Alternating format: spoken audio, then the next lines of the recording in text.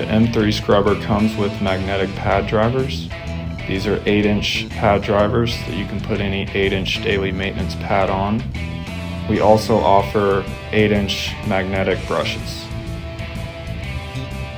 The fill tank is located on the back of the machine. You can just pop it off, remove the rubber seal, and fill up with water or a mix of water and cleaning solution.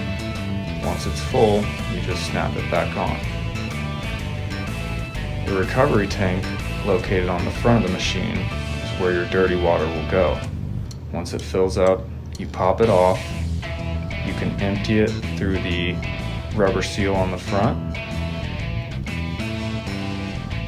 or you can empty it through the rubber seal on the top.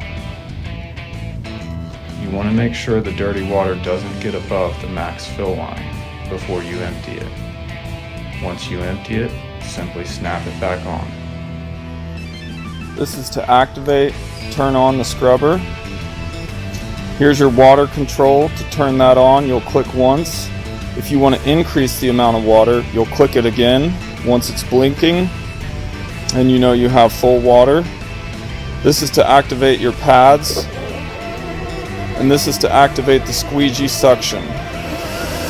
This is to increase or decrease your pad speed. If I want to slow my pads down, I'll lower it. If I want to increase them, I'll raise it. To charge the M3, simply plug it into the back of the scrubber. When the battery indicator's orange, that means it is charging. Once it turns green, you're ready to go.